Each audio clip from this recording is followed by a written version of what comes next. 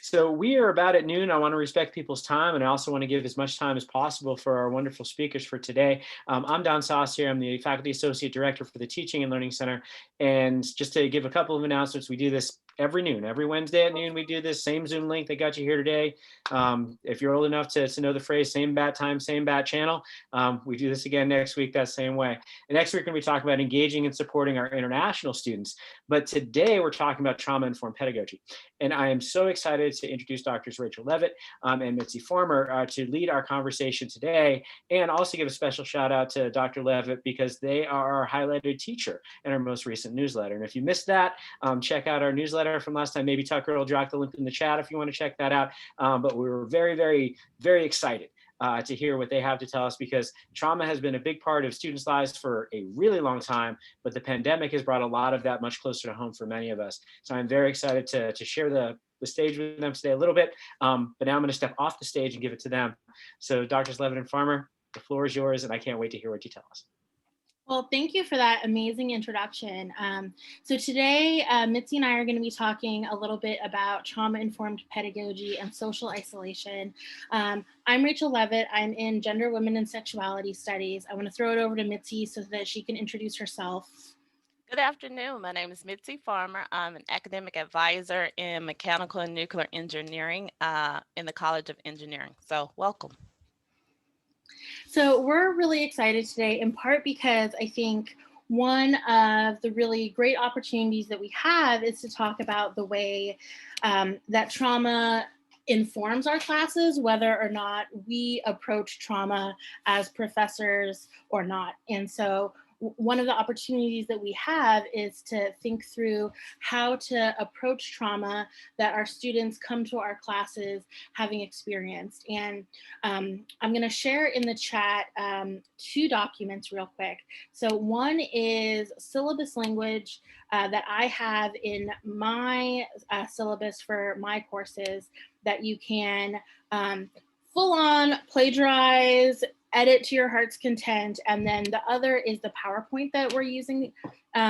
So the first is going to be the PowerPoint that I use for my first half, and then Mitzi can share the PowerPoint that she's using for her half. I initially didn't think I would use a PowerPoint, and then I thought, you know, maybe this is worth it. So both of those are in the chat for your kind of viewing pleasure. So I'm going to share my screen here so that you can follow along with me.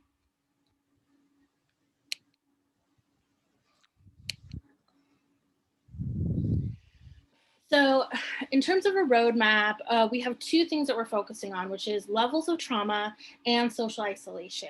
I'm going to be discussing the depth of trauma that students experience, and then kind of our 3-level solution that we have to that.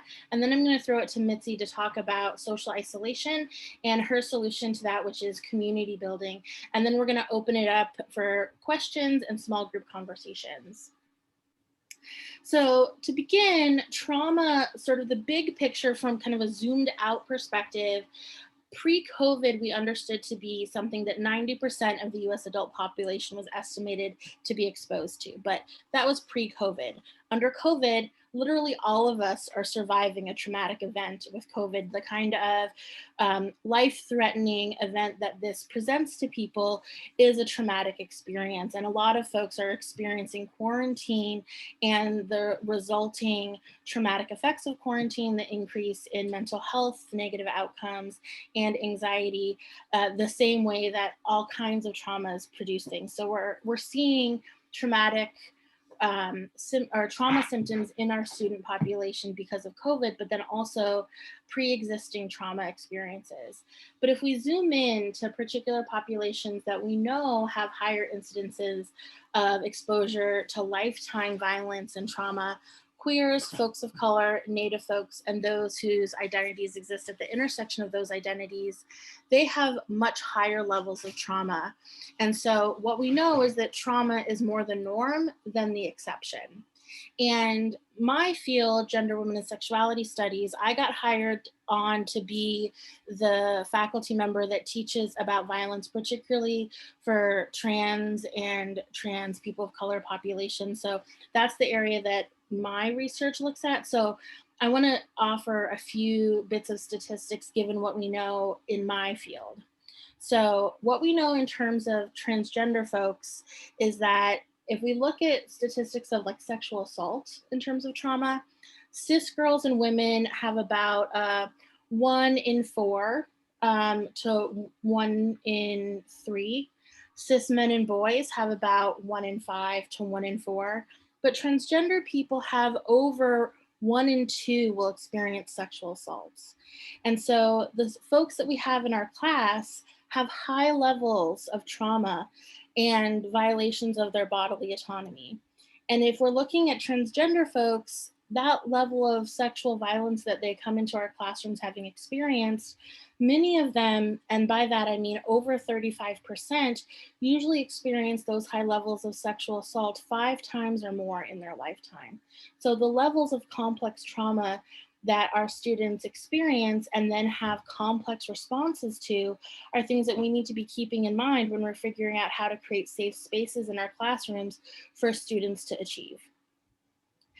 They're also coming into our classrooms having experienced K through 12 spaces as remarkably unsafe spaces. So if we're looking at Asian, Native Hawaiian, Pacific Islander trans folks, which I thought was really important because oftentimes we don't look at Asian populations, in the K through 12 setting, their sexual assault numbers are remarkably high. So just in K through 12, not even as adults, you have at least 1 in 4 transgender women will experience sexual violence in their K through 12 school setting. In Kansas specifically, we have a remarkably high rate of trans folks experiencing harassment, sexual violence, being prohibited from expressing themselves according to their gender identity. 59% who were out or perceived to be transgender in K through 12 were verbally harassed. So about more than half of transgender folks were verbally harassed in school. 27% were physically attacked. 12% were sexually assaulted in a school setting. So school can be a remarkably anxiety-producing space for local transgender Kansas folks. And 18% who were perceived to be transgender in college or vocational schools also experienced that kind of harassment. So we're dealing with an uphill battle for many of the folks that come into our classes from local Kansas schools and those that are here at KSU. Uh-oh, there we go. There's been additional surveys that look at the way that sexual violence affects college students. There's also been additional work that looks at the way that trauma has these after effects that will affect our students in our classes. So part of what I want us to think about today is what are some of the solutions to trauma? And this is a threefold approach. So one is looking at making our approach to the classroom trauma informed.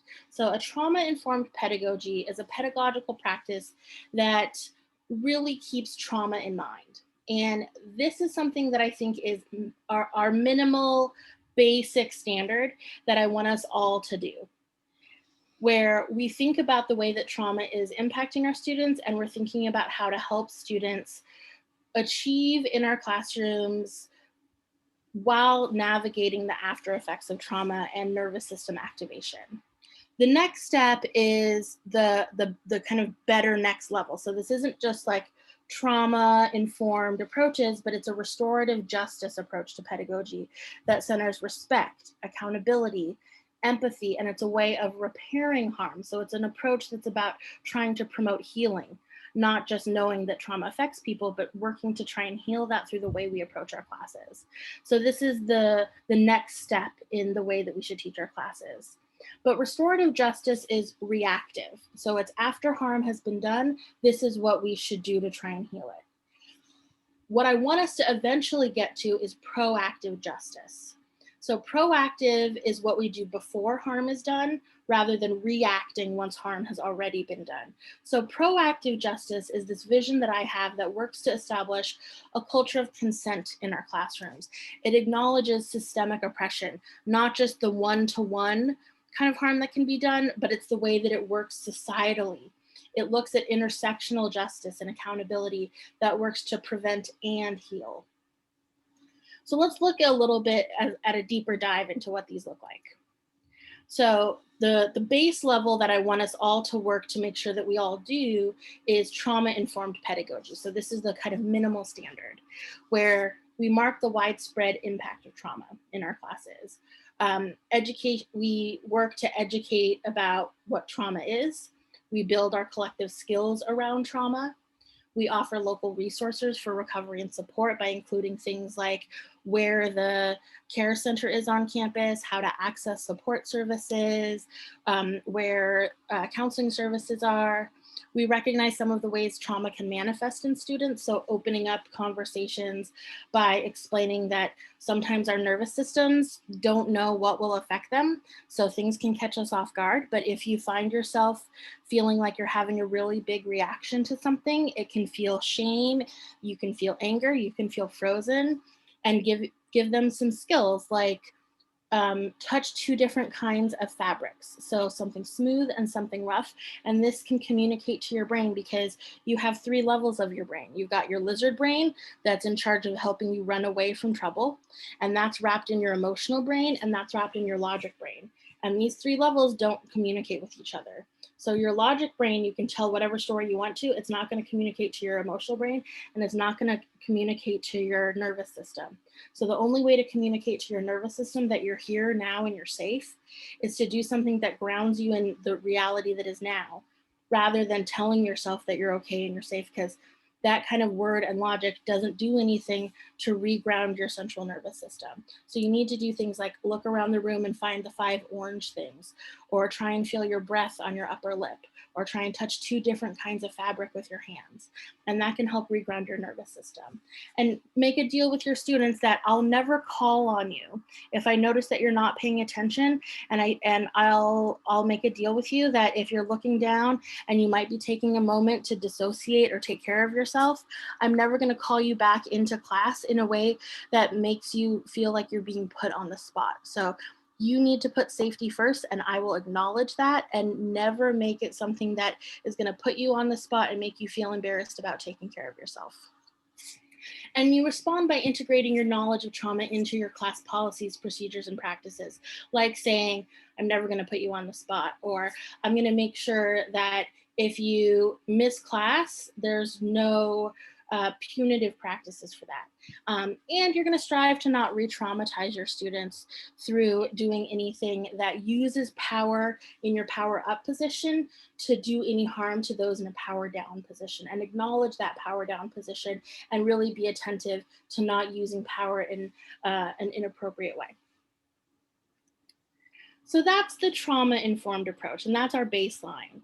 Restorative practices take it a step further to try and heal some of the trauma that's happened. So restorative practices are usually understood to be 5-fold. And this involves addressing conflict, holding accountable sources of harm. This is individuals, groups, structural level policies, building healthy relationships between educators and students that don't cross any lines.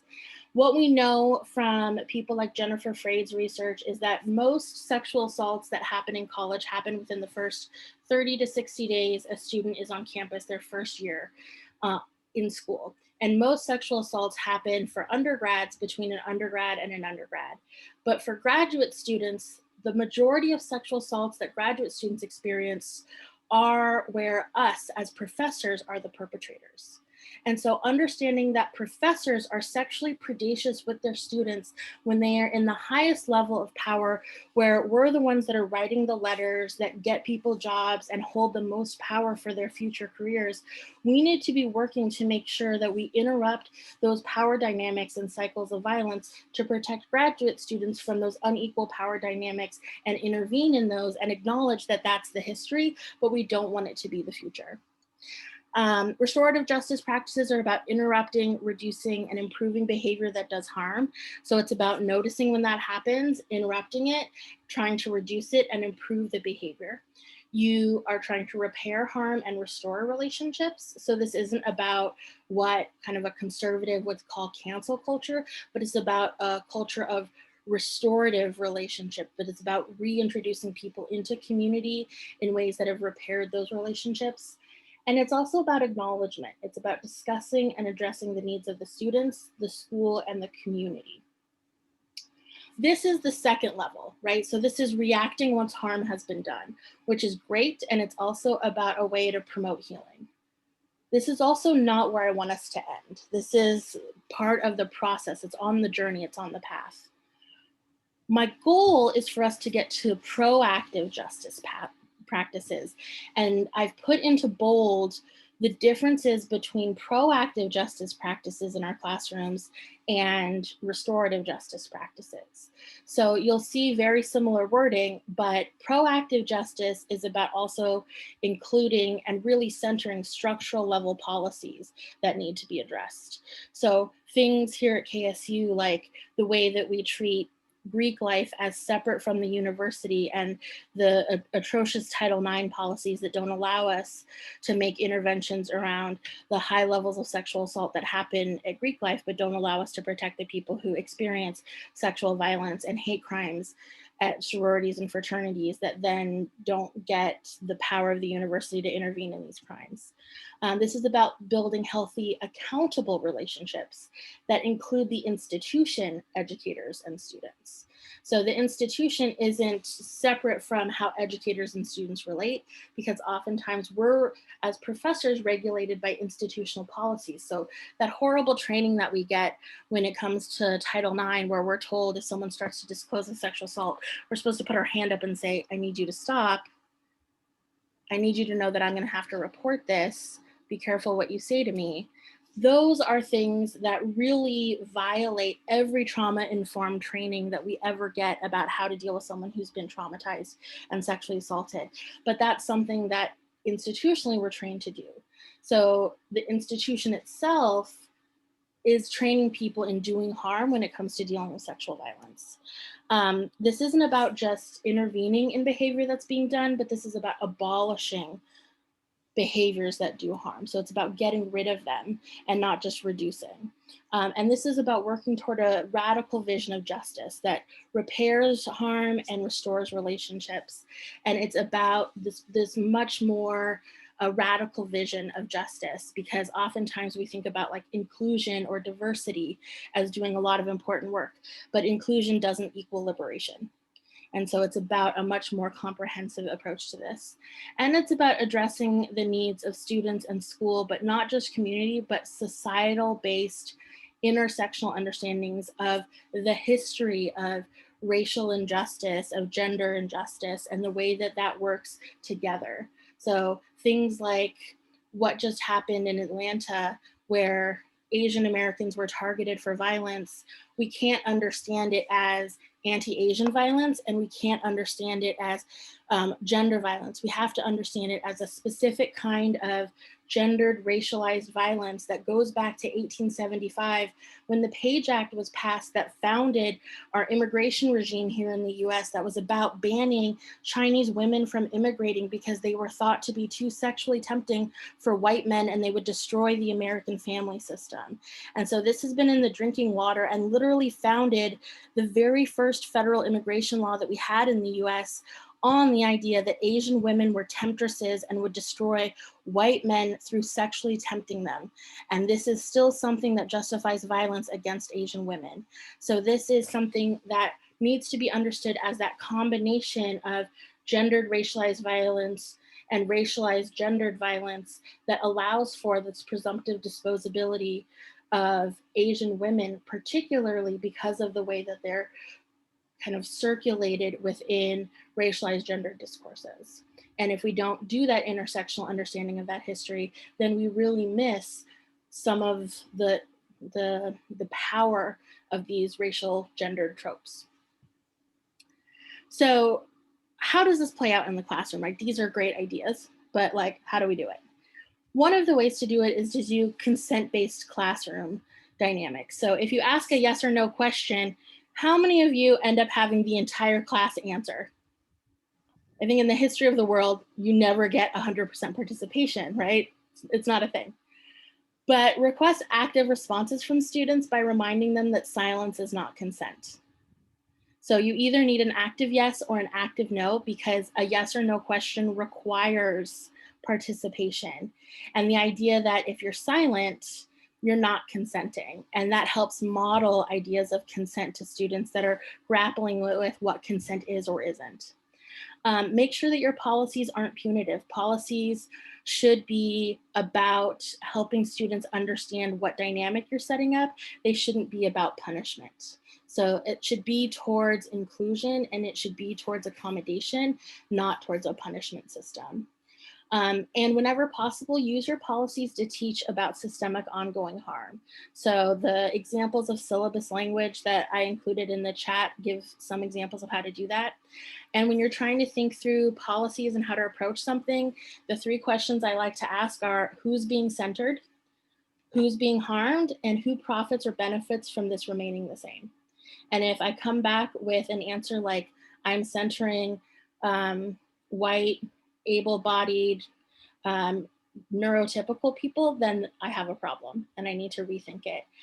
If I ask who's being harmed by this and I come back with anyone, I need to think through my policies or my approach. And who benefits, oftentimes if it's majority identities, then I'm participating in ongoing racial injustice and I need to rethink my policies. One of the things that I wanna make sure that we're thinking through as we transition from online learning back to in person, and depending on whether you're doing HyFlex or if you're going full on in person, and this depends in part on what your department is willing to support you with, is that we're beginning to see very early studies that talk about this presumption that the social isolation that online learning produced, that people talk about how our students are feeling really isolated, they don't have the kind of community that they had, assumes a particular kind of majoritarian identity. And we're starting to see studies come out. Not all of them are peer reviewed yet, but we're starting to see some that talk about how for people of color, for queer folks, and for women, online learning has actually been a huge relief from hostile learning climates. So queer folks aren't experiencing the harassment in the hallways or the threats in the bathrooms or the homophobia or transphobia in the classrooms in small groups, or having to constantly experience the misgendering and the lack of respect for pronouns, or having to deal with professors that don't understand them or are actively hostile.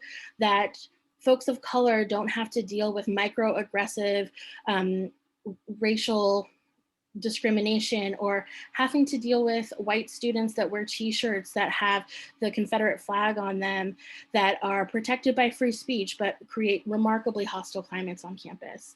So you're starting to see folks of color, queer folks, women that aren't experiencing the levels of sexual harassment in the classrooms or having to interact with their rapist that the university won't give them a protective order from, being really more protected in online learning environments. And so there's a way that there's certain isolation that can hurt folks that really becomes a problem. And then there's a way that if you're dealing with hostile climates on campus, online learning has provided an avenue for insulation from professorial racism, from harassment in the classroom, from discrimination.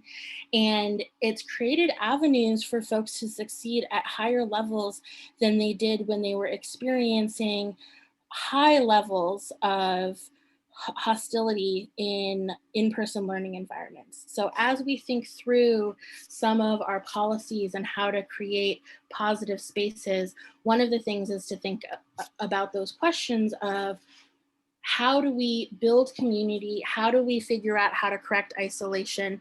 But on whose behalf are we doing that? And so as I toss it over to Mitzi, one of the things to think about in terms of isolation and community building is how to do that in really amazing ways, but how to do that in ways that still put in proactive justice as the measure for how to do that. So Mitzi, let me hand it to you. Okay, thank you, Rachel.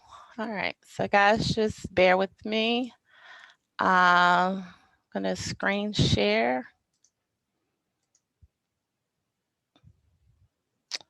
And can everybody see my PowerPoint? All right, thanks. Okay, so we're gonna move on. So next, so community building. So as Rachel was telling us about how we can be proactive and some processes of reactive on building community, maintaining safe spaces for our students that we are educating. I want you guys to still think about we are moving on to on-campus courses, but there is opportunities to stay high flex for some courses, as well as the virtual educating space. I think will continue to grow as we move forward. So community building, I want you guys to just think about what that can be, where it can be, because a community is a group of people that are just together for the same kind of purpose, whether that's education, learning new ways to kind of do things, and support each other in that aspect. So community gives a sense of belonging. When any grouping are kind of together and are sharing a space for educating on a subject matter, a course, or just some new part of learning something together. The cohesive learning environment.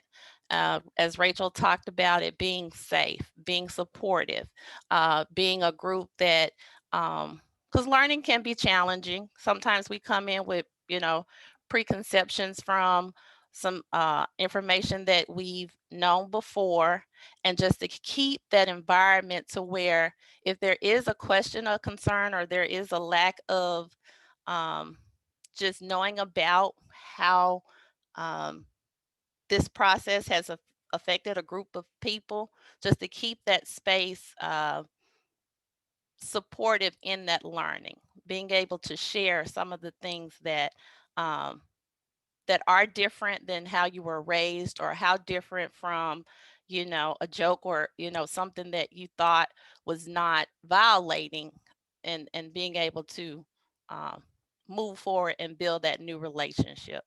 Because I think sometimes, most people can do intentional harm. That is there. I'm not naive to that. But sometimes when we're educating, especially at the university level, and these are courses that have been taught for many years by the same person and the same way, there's some generational changes that happen that when presented to a new grouping of students or grouping of people are not done in an intentional way to be harmful or unsafe, but they are. So just to build those relationships and have that space um, to kind of grow. So I want to talk about the students and how community building is a positive peer impact. And this is where you can have those accountability partners, you can have those study groups, you can think about how what you bring into the classroom helps support the learning that's going to go on from the students, and how they can build those relationships. So you want to make sure to try to keep your classroom in a positive way for the peer impact to kind of happen. We all have had those students that, may, just go in the classroom. It's like, oh, well, we know if so-and-so's there, she's going to ask the questions that we kind of need to know how to move forward. But you want to keep that space where it's inviting for all students to be able to share in that experience. So individual ownership of learning. If the community is positive and the room is positive and the classroom is a positive space for learning, I feel like it increases that students' individual ownership for learning the material, going a little bit above, maybe asking a question or participating in a group or looking for additional resources that can give them a little bit more ownership in their learning. Maybe taking the time to look for the tutoring services or doing the outside, reaching out to the instructor for more information about the subject matter, and then challenging themselves. University learning is, as you say, as we always say, rigorous. So we want the healthy community of the classroom to invite that, not be as intimidating, but encouraging for the student to maybe stretch themselves, challenge themselves, uh, maybe look into that technical elective that might be a little bit more challenging, not just the, oh, let me find that easy class to kind of get through the process. And then I also want to talk about community building and how it is beneficial to the teacher. So we've had, and I'm sure we've all kind of heard of different situations where the instructors can have challenging students, you know, that you have to contend with in teaching your courses. So the more you build community, and I do have some examples of just different activities that you can kind of do, it makes it a more positive educational impact for the teacher or the instructor as well. Once you get to know students and you feel like, and they feel like they're a part of a community as well, the instructor does too. They feel like they can bring something more to the table, or listen and learn different aspects of what the students are getting from their material. Expand the students' interest in learning. I think the more you, as an instructor, get to know your student body that you're working with during that semester or during that term, things do become a little bit more clear. As educators or instructors, I think, you know, we have high knowledge in what we're presenting, and we know the material, but sometimes it could be that one question or a couple of questions that students may pose that make you say, let me kind of look into this a little bit more. And I feel that's done a little bit more often when you do have a more solid community of in your courses that you're teaching. Continuous link to students. There are many relationships, respectful relationships, and that instructors and faculty build with their students that help continue those links throughout their time within the university, as well as with maybe opportunities on the industrial part or networking with different resources and things on campus. I think when you have a solid community in your classroom, that helps to reinforce those continuous links to students. All right, so we want to talk about the first scenario that I thought about is, so scenario one, the first day of class. And this could be some of the, let me just get these on here. Oh, shucks. How do I go back?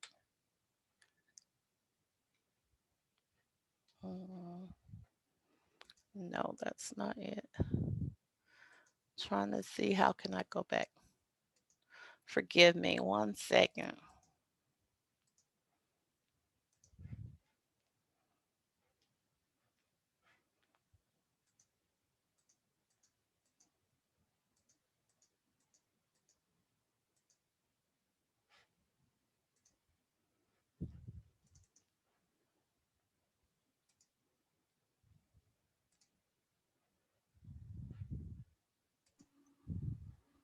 I'm sorry.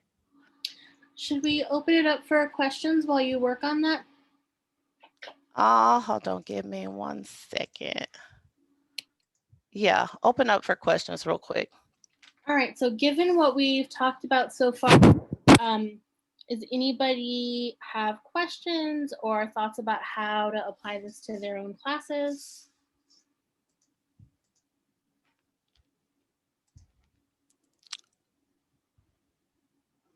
Okay, so I'm back on. Okay. Sorry for that. Can you see the scenario 1? Okay, so we're talking about the first day of class. So sometimes that can be an isolating and intimidating space that we're talking about, and you may have different students, and so it can be intimidating or isolating. And some of the causes could be you could have a large classroom, so maybe you have a math class or a small group of students, and maybe that's like one of your senior classes or a small group of students that's not really familiar with each other, but they have to kind of come together and work together as a group. I also put in the freshman student body, and that gives you another big picture of a large group of students that would have to come together and kind of work together in a classroom or on a project. And then team projects, that could be for some of the higher levels of students that are in a group together and have to kind of work together. So, and I'm saying grouping of students, I'm also talking about classroom or other groups of students, because we do have various groups of students or people that come together that are not always in a classroom or a course setting. So some solutions, and these are just well-known activities. There's always getting to know you type of activities, the commonality activities, and then here at K-State, we have the top 5 strengths that we promote here on campus.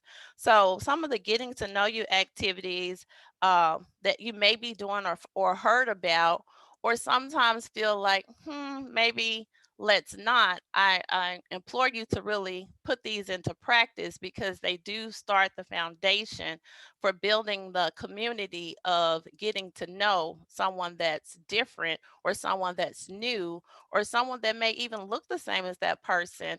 But they have some traumatic things that may have happened, or there's just some different things about them that you just can't see from looking at them. So, you can do I have roll call questions. You can do that with attendance type of activities that you can kind of do. You can talk about, favorite things that, students can kind of share to kind of, you know, have them more conversational before you can start the lecture or start to talk about what the objectives is for that day in the classroom.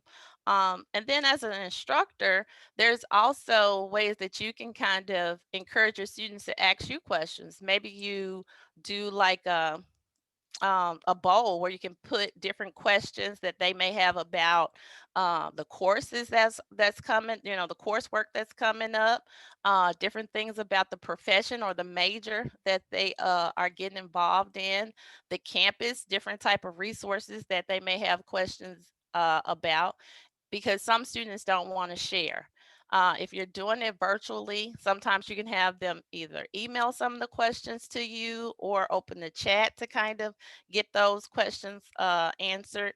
But it's just different type of activities that you can kind of do to help build a community of learning, positive, effective, and supportive in the classroom.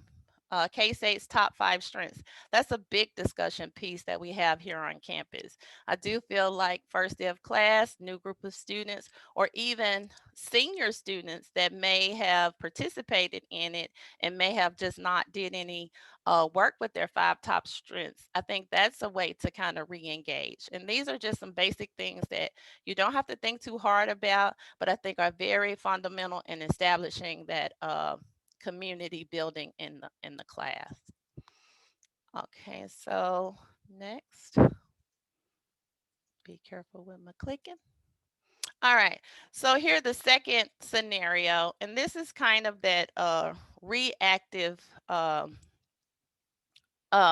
stance that you may have in a classroom, or restorative process that Rachel kind of talked about, is if you are having lack of attendance or participation in the classroom, or some behavior issues, which could be, students spending time on their cell phones while they're doing class time, or not kind of paying attention to what's going on. And some of those causes could be, maybe it's a challenging material or objective that you're kind of going over with the students that day.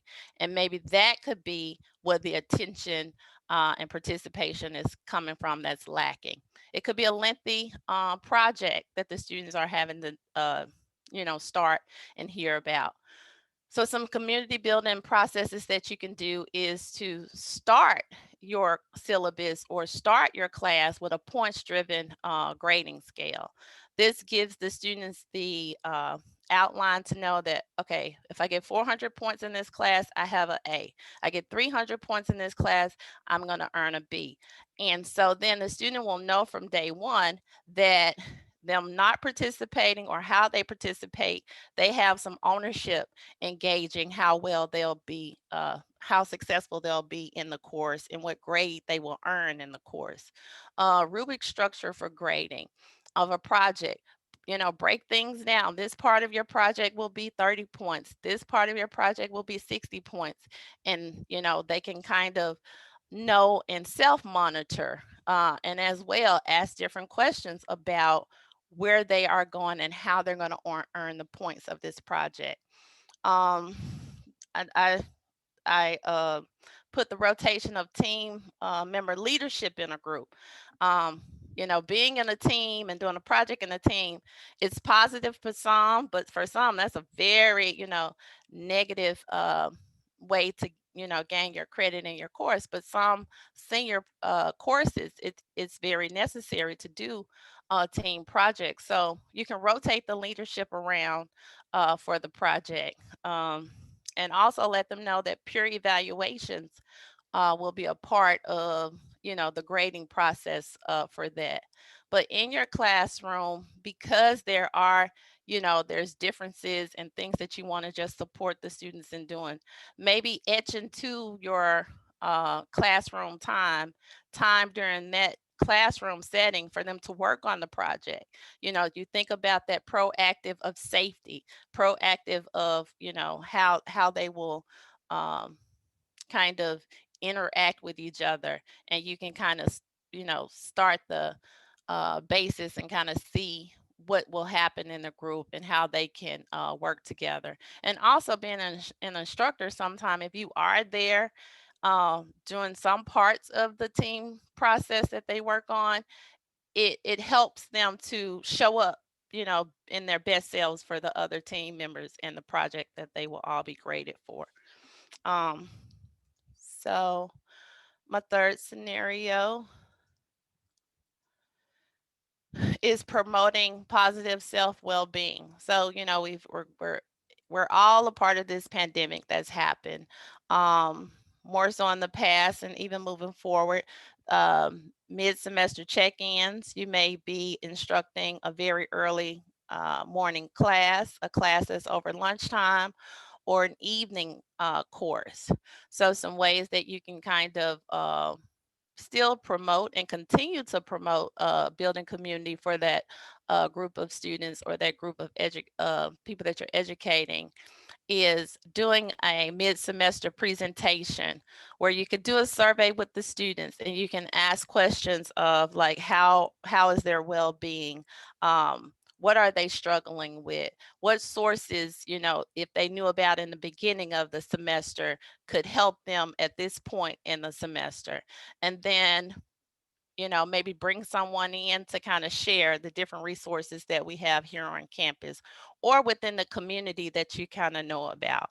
And then invite those people to talk about it in your classroom, during the time schedule, or you just kind of look up some information and be ready to share. Even if, because sometimes it could be a struggle sometimes to ask and have your students talk about any food insecurities, or if they've not had a chance to, visit their parents at home since the beginning of the semester. That could be difficult, but you just can kind of give that information that is available for them to have here on campus. With the virtual class settings and things that we have now, I put in 15, 30-second, 30, 60-second breaks, stretching, getting up out your seats. Maybe, I know I always have like my favorite cup, like, drink, hydrate, have these things that you are promoting and that you're welcoming them for them to do and to be a part of. We have families. I've been on some classes where, you see like their kids, it's early in the morning or it's in the afternoon, and, people are teaching from home, students are learning from home. Welcome that into the process, into the class setting, because, that helps to build community. It shows that, there is another level of social and emotional care that's being addressed during the class time for the students. And so that is the end of my part of the presentation. So we welcome, different questions that you may have, or I welcome you guys to share if there are any practices that you have done or you have seen or you think would be great ideas to engage this the trauma that we all have went through with the pandemic and moving forward, whether that's in classroom, in class, in person scenario, or some practices that you have learned about or been a part of in the virtual setting for classes, or any type of group settings of learnings that you've had. And we'll open it up now.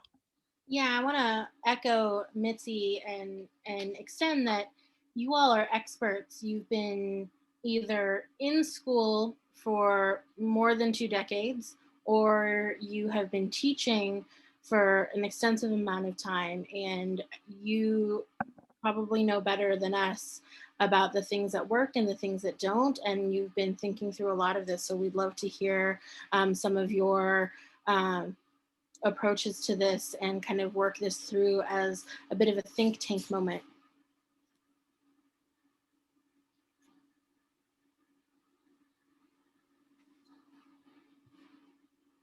So Brandon wrote, I'm not familiar with the top 5 strengths activity. Anybody have a link or can provide additional context?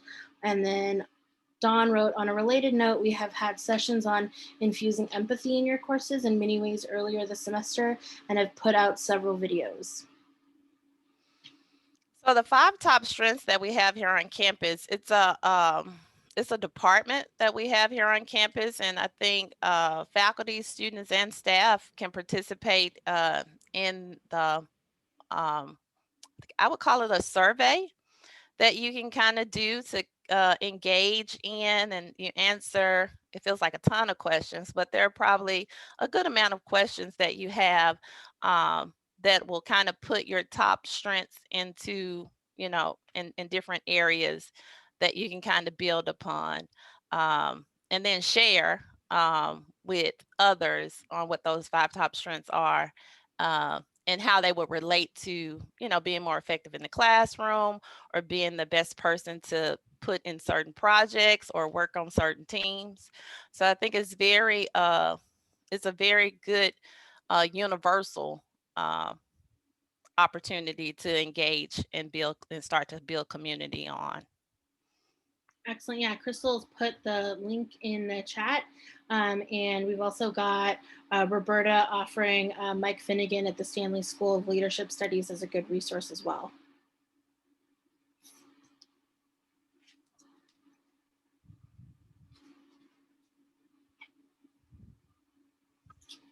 One of the things that I've been doing recently with my students is asking them a lot of metacognition questions that go with each activity or at each reading or text that they have to do for homework, that at the end they have a question that they have to answer that can be about, you know, something that they've realized, how the material connects to something in their real life, and also just questions about like, how long did this take you, how invested were you, how do you feel while completing this, and making sure that I transmit that it's okay to hate the material. It's okay to be like, oh, I totally mailed this one in. Like, I'm just here to check the boxes today. To give them that space to feel fully comfortable in just saying like, yeah, you know, like my heart's not in it, or like this really, like, I found this off-putting. You know, we look at a lot of different things that can be, you know, challenging for students to deal with. And so giving them space to kind of write how they're feeling and reacting, I think makes it the learning more personal and gives them space to feel like, yeah, like I don't want to engage with this. And then I also, like, they submit that before they come to class, and I get a chance, I'll look through their answers real quick before we start, so that I have an idea of the students that are like, I don't really want to talk about this today. And I'll kind of give them some space to like not engage in the conversation that day. It also gives, I'm sorry, Rach, but I also think it gives that transparency.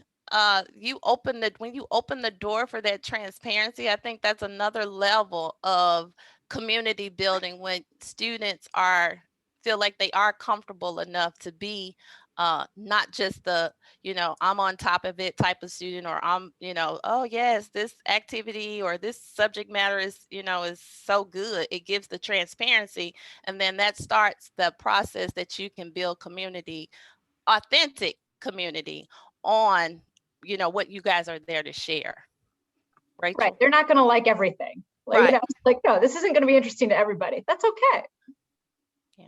And do you find that helps with, they get to have a reaction, and then that's separate from let's engage in the material, so that you don't have like emotional reactive engagement as much, you have more like material engagement, because they've been able to have their feelings separate from like, what is the author actually saying? And so you disaggregate those processes?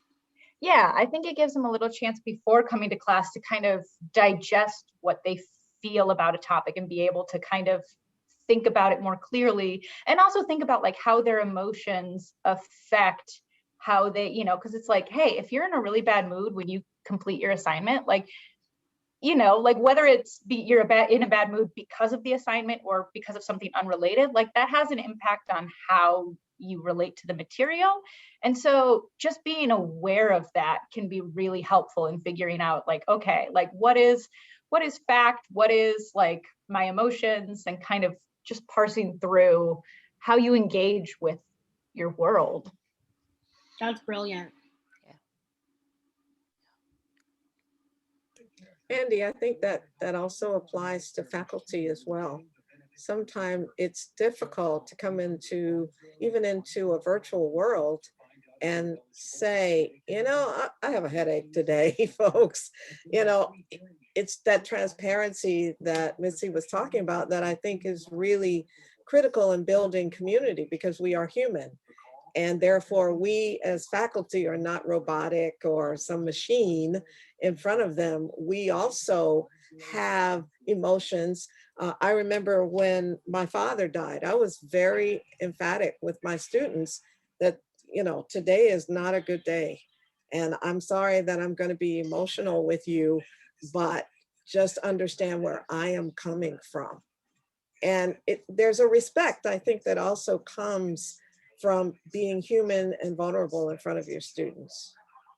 So I think it's great modeling though too, because you are not always at your best, but you have a responsibility. You make a choice, and so you can be where you are responsible for being and teaching and being there, but to continuously have to stifle that emotional part, you're not at your 100%. But what is that 100%? But I think you modeled that for students when you come, you're prepared as much as possible, and then you're transparent on how you're really feeling. And then you guys move on together to learn as a community, and then make that experience or that class day or that lecture what it needs to be at that time. So Leslie has put in our chat that I took students on a field trip yesterday in which our tour guide made offhanded remarks that were sexist and racist, much to my surprise and dismay. I need to debrief at our next class meeting. Guidance on doing this, ? I thought I would first open up the floor so that they could share their thoughts. And then Stephanie wrote, I think allowing students an opportunity to see that we/teachers are human increases class participation, student engagement, and an open forum for sharing/respect. So one thing that I like to do, which is partially pedagogically sound and partially actively manipulative on my part, little 50-50, is to have students take out a sheet of paper and write down their reaction first, because then you don't get people that are quick thinkers first and those that are more confident talking first and dominating the conversation. So have everybody take out a sheet of paper and remind students, last class we had a tour that involved these statements that were made, and I want to check in about who that may have hurt, why those might have been problematic. What is your reaction and thoughts about that, given what we know about the impact of that kind of language? And how should we as a community deal with this? And then have everybody take 5 to 10 minutes to write about it, then pair them up. So this is what's called a think, pair, share activity. So pair them up in partners, have them debrief with partners, and then come back together as a group. And then you facilitate the discussion so that they're basically peer reviewing each other's comments so that you don't get like off the wall weird stuff. But make sure that you kind of go around the classroom and you're keeping an ear to things so that like weird, racially inappropriate or sexist or terrible things aren't happening without you like having eyes on it or knowing what's going on so you can intervene, because you don't want somebody saying something like creepy Confederate affirming without you being able to intervene or like know what's happening. And then you can come back together as a class, and there's usually a lot more thoughtful, well flushed out engagement. So it's usually about a 20 to 25 minute front loading activity, and then the depth of engagement will be a lot better. But you tend to not have the white cis male freak out happening that comes off like really aggressive from the start, that opposes the activity. That can happen if you just like open it up for questions at the beginning, because there's been a little bit of time to like ratchet down the retaliatory impulse usually.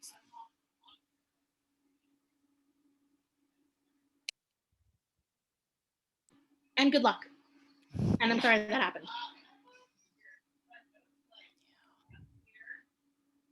So And we you can are also- sadly about out of time. So I wanted to give our presenters an opportunity to kind of conclude the session with any final thoughts. I also wanted to kind of applaud them. I really love when we have an overarching perspective that is very theoretically based, combined with a lot of practical things we can do. And I think we saw the balance of those across both of the presentations in our session today. I know that I learned a lot, and there's a lot of stuff that I'm looking to take forward. And I was just trying to buy you a little bit of time also to come up with your conclusions. So I would love to offer you the opportunity to conclude our session today. I will conclude with thank you guys for taking this lunchtime to participate. If you have any questions or have some ideas or want to chat about some different other activities or get some thoughts, please reach out to me, and I welcome that. Rachel? Just thank you all. These are the kinds of conversations that I am always really excited to have. And I think it's amazing to have a group of people that are so dedicated to trying to reduce harm and figure out how to establish a more just space on campus. So thanks for taking time out of your day. So please join me in thanking Mitzi and Rachel for their wonderful presentation today. And next week at noon, we'll be talking about how to support international students. So thank you all for your time, and we'll see you next week.